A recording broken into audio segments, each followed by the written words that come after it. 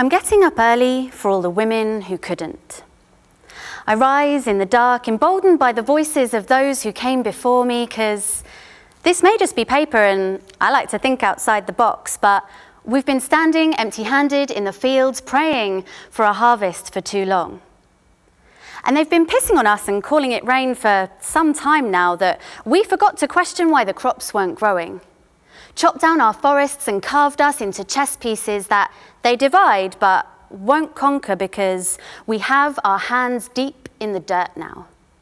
And if you think your voice is insignificant, then you have not seen how the smallest creatures create their cathedrals. I know you don't have all the answers. Mother Earth hummed quietly beneath our feet. But remember when we built sandcastles together right here in the times before buildings and streets?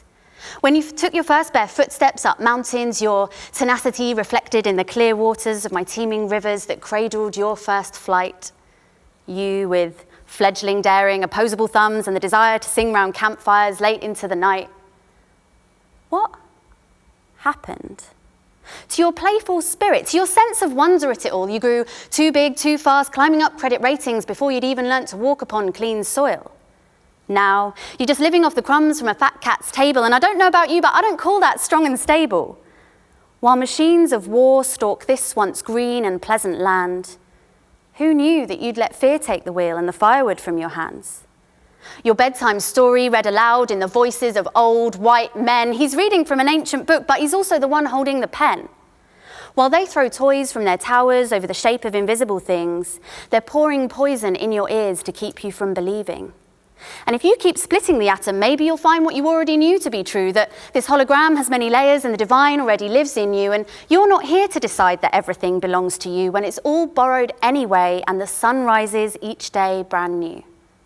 There's always been gaps beneath the fence for the wild ones to climb under, and seedlings grown through pavement cracks with voices of rolling thunder. So, on a day when there's so much to do and so little time for play, will you remember who you really are? Put your hands back in the earth and turn this dirt to clay.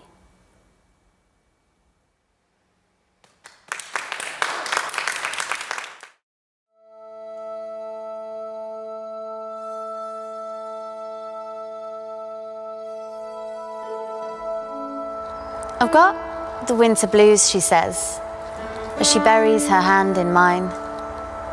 Feet crunch through garden frost. She's sad, but she's singing, so I choose to take that as a sign. These days, when I look out the window of four walls, it doesn't feel like a barricade. Knitted together, these blue sky dreams grew flowers in the window and turned this party into a parade, I say. When she feels numb with uncertainty about tomorrow, to plant rose-coloured things in the depths of the wilderness that both she and the darkness can borrow. That the winter is teaching us every day to send our roots down deeper within, curled in quiet unity in our earthing before our birthing can begin. That her ascension will bear fruit for her small kingdom to witness. Earth damp cocoon as limbs stretch awakens, and her sap becomes its richness.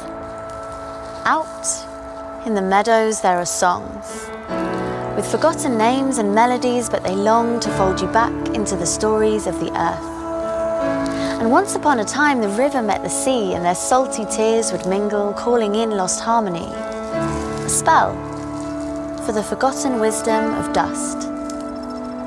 And our grandmothers tried to teach us, each seedling has its service, while seasons furnish fertile land with the buried treasure of purpose. And just like they told us these foraged fruits could aid our evolution and rebirth, the magic of their medicine has always been hidden within the earth.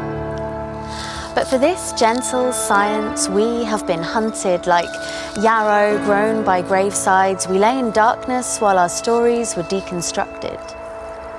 Our freedom feared by man's cold hand. What profit can be spun from a harvest so abundant?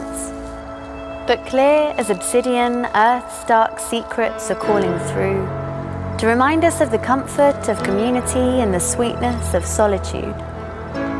From them we learn about resting and growing, when to bloom or let things go. when to unfold ourselves like origami creatures, to go to seed, to fly, and when to lie fallow. They teach us to embrace impermanence and when to anchor to the land, rendered more beautiful by the line dance between strength and fragility across time's shifting sands. Maybe crowning trees know our evolution is like them, to rise by lifting all. Their dream for us is to shine in the sharing, and that the kernel of your wildest truth will break open in deep soil.